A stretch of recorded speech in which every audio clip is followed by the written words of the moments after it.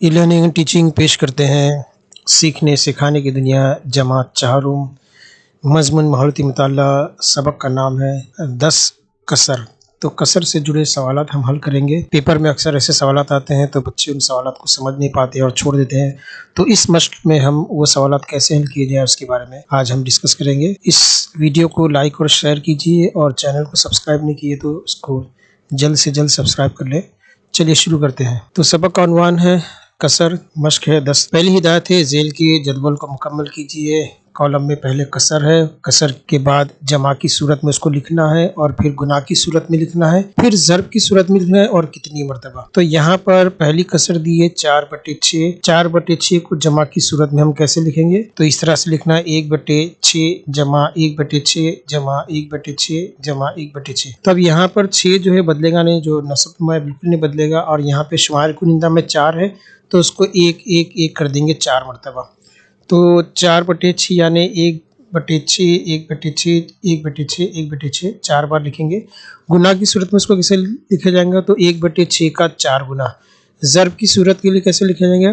तो 1/6 ज़र्ब 4। यहाँ पे लफ्ज़ों में है, यहाँ पे अदद में ज़र्ब 4। 1/6 ज़र्ब 4 कितनी मरतबा? तो 1/6 जो है वो 4 मरतबा। यहाँ पे हमने लिखे 1 2 3 4, तो 4 मरतबा 1/6। इसी तरह दूसरी कसर है 3/7। तो उसको जमा की सूरत में कैसे लिखेंगे? तो 1/7 जमा 1/7 जमा 1/7 3 बार लिखेंगे। अब गुना की सूरत में कैसे लिखेंगे? तो 1/7 का 3 गुना। यहाँ पे 3 बार हमने लिखे तो 3 गुना। यहाँ पर 4 बार लिखे थे 4 गुना। अब ज़र्ब की सूरत में कैसे लिखेंगे? तो 1/7 ज़र्ब 3। 1/7 ज़र्ब 3, क्योंकि 3 बार लिखा गया। इसी तरह यहाँ पे भी हम लिखेंगे 3 मरतबा 1/7। अब आ जाती है अगली कसर, इसमें है 5/8। तो इसको कैसे लिखेंगे? 1/8 जमा 1/8 जमा 1/8 जमा 1/8 जमा 1/8। तो 5 बार हमने लिखे 1 2 3 4 5। तो 1/8 का कितना गुना? तो 1/8 का 5 गुना, क्योंकि 5 बार लिखे। इसी तरह इसको ज़र्ब की सूरत में कैसे लिखेंगे? 1/8 ज़रब 5। और कितनी मरतबा? तो 5 मरतबा 1/8। तो इस तरह से ये हमको जवाब लिखने थे। चलिए आगे बढ़ते हैं। अब यहाँ दिया है झेल में रंग भरे हुए हिस्से को कसरी सूरत में वाज़े कीजिए और लफ्ज़ों में लिखिए। तो यहाँ पर हम देखते हैं बहुत सारे डब्बे बने हैं और कुछ डब्बों के अंदर रंग भरा हुआ है। तो हम देखेंगे कि कुल कितने डब्बे हैं।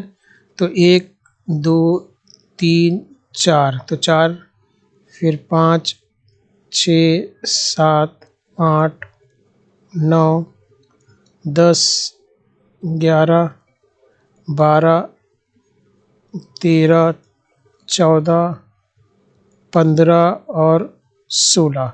तो कुल 16 डब्बे हैं। तो हम कसर में कैसे लिखते हैं? जो कुल हिस्से बने हैं या कुल डब्बे यहाँ पर है उसके 16 अदद है, तो हम यहाँ पे 16 लिखेंगे क्योंकि कुल डब्बे 16 है।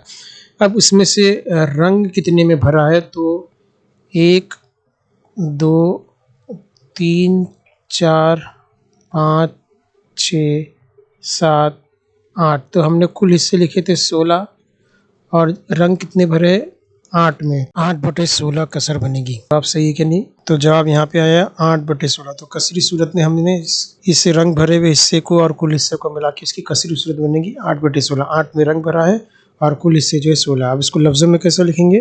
तो 8/16 इस तरीके से लिखा जाएगा। अब दूसरा सवाल, यहाँ पर भी हमको जो है कुछ रंग भरे हुए हैं और कुछ खाली है। तो कसरी सूरत में कैसे लिखेंगे? यहाँ पे 1 2 3 में रंग भरा है और कुल हिस्से कितने हैं? तो हम यहाँ देख लेते हैं। कुल हिस्से 1 2 3 4 5 6 7 8। तो कुल हिस्से 8 है। और अगर हम रंग भरने की बात करेंगे तो रंग कितने इसमें भरा है? 1 2 और 3। तो 3 हिस्से में रंग भरा है और कुल हिस्से जो है 8 है। तो देखते हैं कसर क्या बनी? 3/8। अब लफ्ज़ों में देखेंगे तो लफ्ज़ों में कैसा लिखा जाएगा? जो हमने पढ़ा है उसी को लफ्ज़ों में लिखना है 3/8। तो यहाँ तक समझ में आ गया। आगे बढ़ते हैं। बिल्कुल वैसी तस्वीर है, यहाँ पे भी डब्बे बने हैं। तो यहाँ भी हम लिखते हैं 1 2 3 4 5। ये हमको गिनना है ताकि गलती ना हो। 6 7 8 9 और ये 10, फिर 11 12 13 14 15 16 17 18 19 20। आपको यहाँ लिखना नहीं है, जब आपके पास सवाल आएगा तो लिखना नहीं है, आपको सिर्फ गिन लेना है। मैं आपको लिख के बता रहा हूँ। तो यहाँ पर 20 कुल डब्बे 20 है, 20 हिस्से हैं, तो कसर में हम नीचे लिखेंगे 20।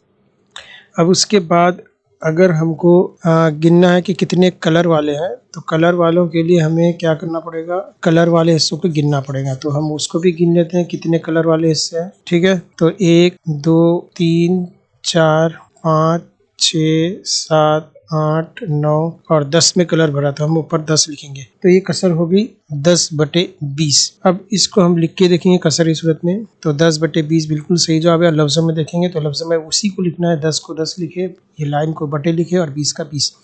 अब यहाँ पर देखते हैं तो हमारे यहाँ पर कितने हैं हिस्से, 1 2 3 4। बाज़ बच्चों को जो ये एक ही मुसल्लस दिखता है तो एक लिखते हैं।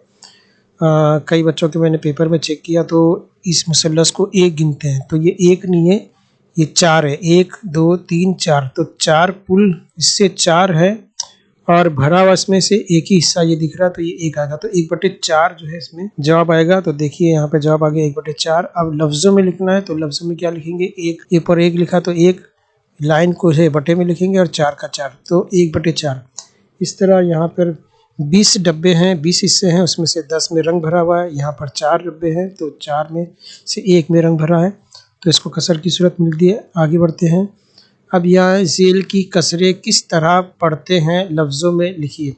तो इसको किस तरह पढ़ा जाएगा, तो इसको हम पढ़ते हैं 2 तरीक़ों से। ये है 2 सही 3/4, इस तरीके से हम इसको पढ़ सकते हैं। ठीक है, तो यहाँ पर हम ये 4 को 2 से ज़रब कर देंगे, 4 दूनी 8 और इसमें जमा कर देंगे 3, तो 4 दूनी 8 ये हो गया और इसमें 3 जमा कर दिए तो 11 हो गया, 11/4। तो इस तरह से हम इसको लिखेंगे जवाब को।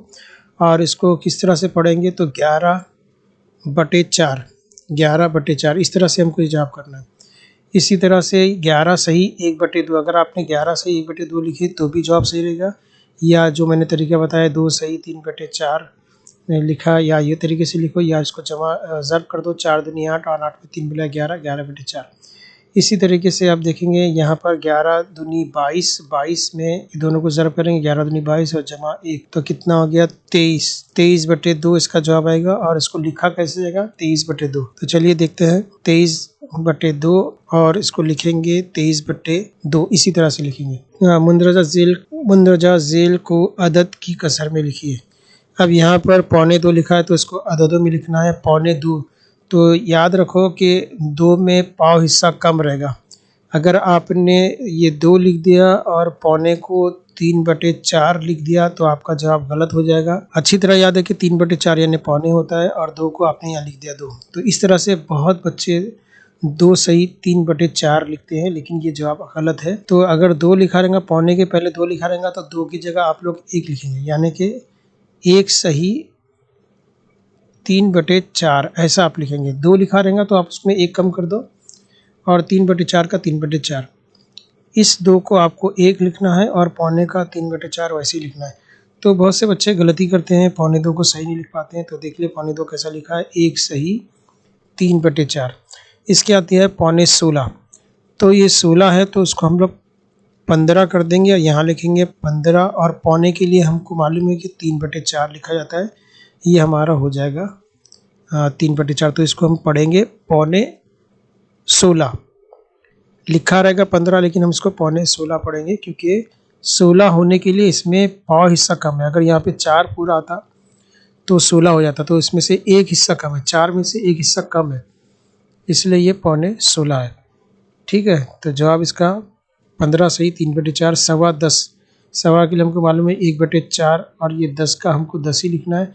सवा के लिए, डेढ़ के लिए, साढ़े के लिए सब आएगा, लेकिन पौने के लिए अगर 10 है, यहाँ अगर 9.25 रहता तो हम इसको कट करके 9 लिखते और 2.25 का 3/4 लिखते, इस तरह से अगर 9.10 होता तो। लेकिन ये 10.25 है, इसलिए हम इसको ऐसे लिखेंगे 10 सही 1/4। अब 7.5 को 7 और 1/2 आएगा, 7 सही 1/2, डेढ़ के लिए 1 सही 1/2 और 2.25, यहाँ पे फिर से 2.25 आ गया तो ये 20 है, तो इसको हम कर देंगे 19 और 2.25 का 3/4। तो देखते हैं जवाब, तो जवाब है 19 सही 3/4। चलिए आगे बढ़ते हैं। अब यहाँ पे दूसरा जदवल है, जदवल को मुकम्मल कीजिए। यहाँ पे कसर है 1 सही 1/4। इसको लफ्ज़ों में लिखना है, चौकोन बनाकर बताना है इस कसर को और उसको जमा की सूरत में लिखना है। तो लफ्ज़ों में हम लिखेंगे 1 सही 1/4। इस तरह से भी लिख सकते हैं या फिर 1.25। दो तरीके हैं, दोनों तरीके से जवाब सही है। 1 सही 1/4 और 1.25। अब इसकी तस्वीर कैसे बनेगी? तो यहाँ पर एक मुकम्मल तस्वीर बनी, यानी 1 सही यहाँ पे हमको दिख रहा है तो इसलिए एक चौकोन लेंगे और यहाँ पर पाव दिख रहा है 1/4, यानी इस तस्वीर का पाव हिस्सा। अगर हम इसको टुकड़े में बनाएंगे तो एक टुकड़ा इतना निकलता है इसके बराबर। तो इस तरह से 1 सही 1/4 यानी 1.25। तो यहाँ पर एक मुकम्मल तस्वीर बनी और एक पाव हिस्सा बना है तो 1.25 हो गया है और इसको जमा की सूरत में लिखेंगे 1 जमा 1/4। बहुत सिंपल है, ये 1 है, इसके आगे आपको जमा की अलामत लगाना है और 1/4 को वैसे ही लिख देना है। अब देखते हैं दूसरा जवाब है 3 सही 1/2 यानी कि 3.5। 3 सही 1/2 3.5। तो इसको कैसा लिखेंगे? 3 सही 1/2 और या फिर 3.5, दोनों तरीके से जवाब सही है। अब यहाँ पर तस्वीर पहले से ही बनी है